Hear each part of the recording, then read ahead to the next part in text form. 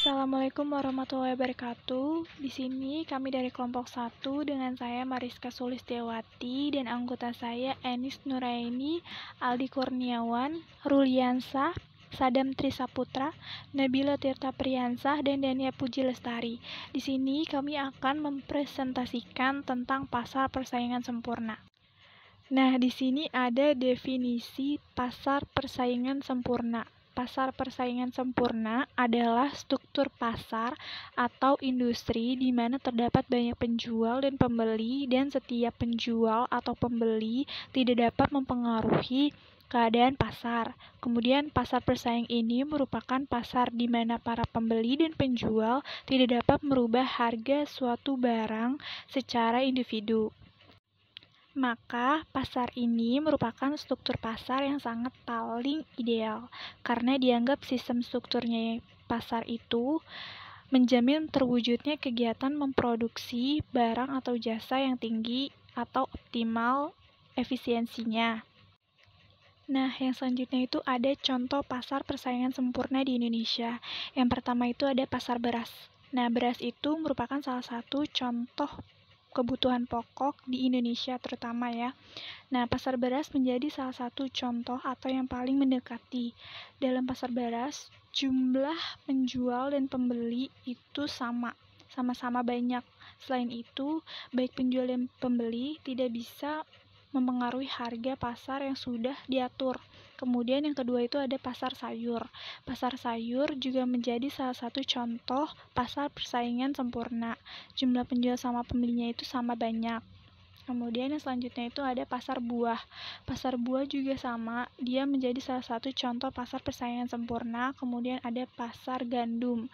Pasar gandum merupakan pasar yang digunakan untuk memproduksi tepung terigu untuk membuat roti, kue, dan bahan-bahan atau makanan lainnya. Kemudian yang terakhir itu ada pasar modal atau bursa efek. Contoh di atas itu hanya membahas tentang pasar kebutuhan pokok seperti beras, sayur, gandum, dan lain-lain. Nah, contoh lainnya itu ada pasar modal atau bursa efek. Pasar modal ini termasuk juga pasar persaingan sempurna karena sesuai dengan ciri-cirinya. Pasar modal memang cukup penting untuk perekonomian negara. Selanjutnya saya Aldi Kurniawan yang akan menjelaskan tentang karakteristik. Semua perusahaan memproduksi barang atau produk yang homogenitas.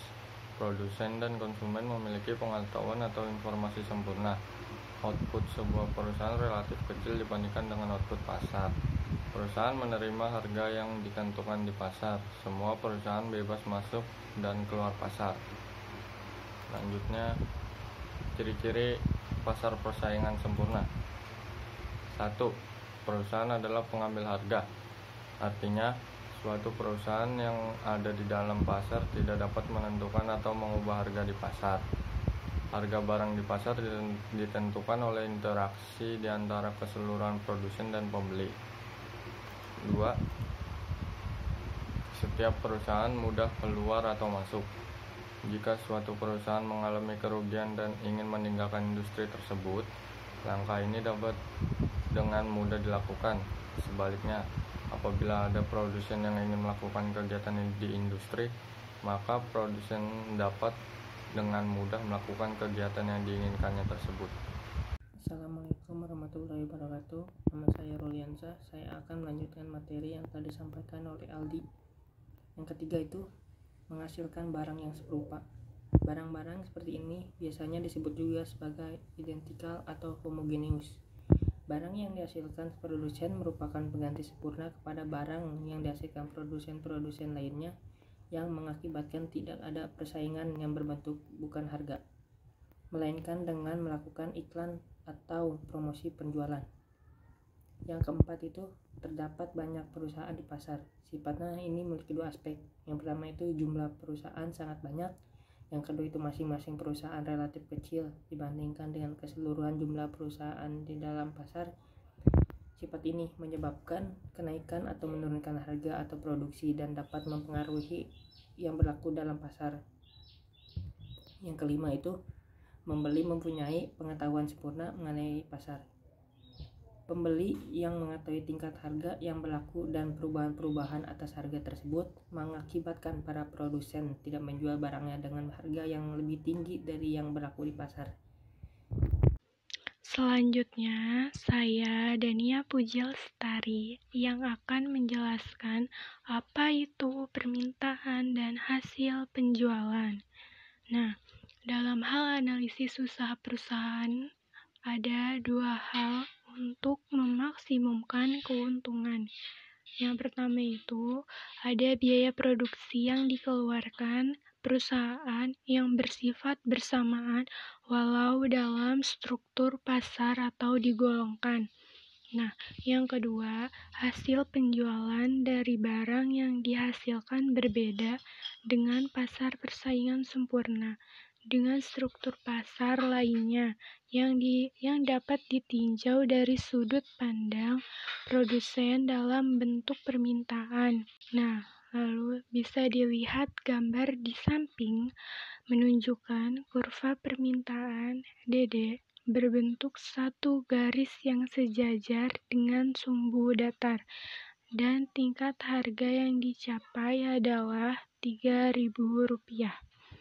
Kurva DD bersifat elastis sempurna karena pertama, hasil produksi perusahaan serupa identikal dengan produksi perusahaan lain dalam industri itu.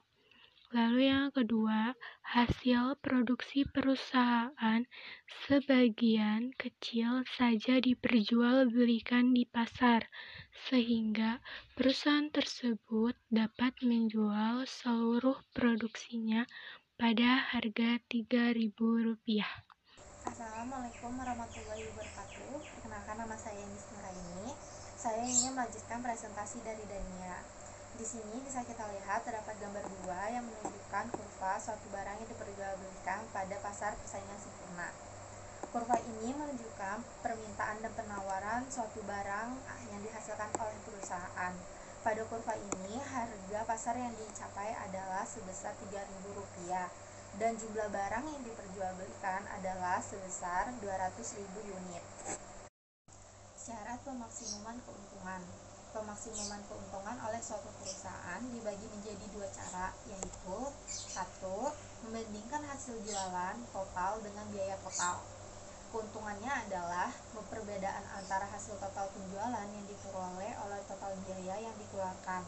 Keuntungan ini ditentukan dengan menghitung dan membandingkan hasil total penjualan dan total biaya. Kedua, menunjukkan keadaan di mana hasil penjualan marginal sama dengan biaya marginal pemaksimuman keuntungan dicapai pada tingkat produksi di mana hasil penjualan atau MR sama dengan biaya marginal atau MC. Sebagai catatan untuk cara yang kedua, suatu perusahaan akan menambah keuntungannya apabila menambah produksi ketika MR lebih besar daripada MC, yaitu hasil penjualan marginal melebihi biaya marginal. Dalam keadaan ini, pertambahan produksi dan penjualan akan menambah keuntungannya. Lalu sebaliknya, jika MR lebih kecil daripada MC, maka mengurangi produksi dan penjualan akan menambah untung. Maka keuntungan maksimum dicapai dalam keadaan di mana berlakunya MR sama dengan MC. Assalamualaikum warahmatullahi wabarakatuh. Perkenalkan, nama saya Sadam Trisaputra. Saya di sini akan melanjutkan presentasi dari Enis. Efisiensi dalam analisis ekonomi.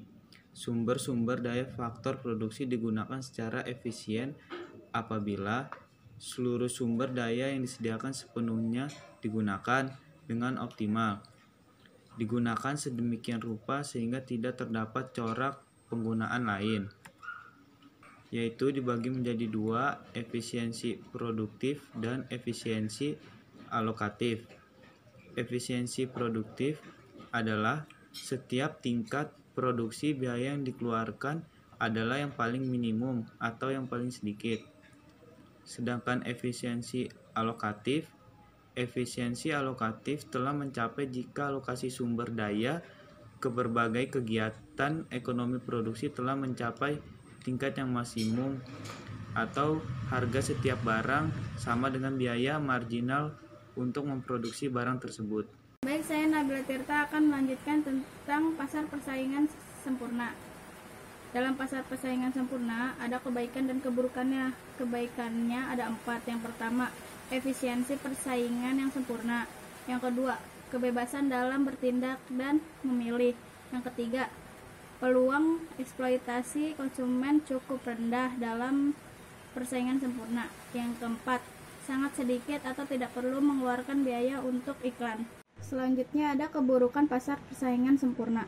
Yang pertama, penjual tidak mendapatkan motivasi untuk menghadirkan inovasi atau fitur tambahan pada suatu produk.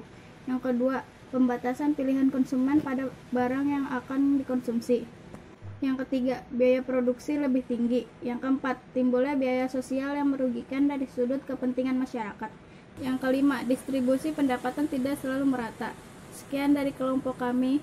Bila ada salah kata mohon dimaafkan. Wassalamualaikum warahmatullahi wabarakatuh.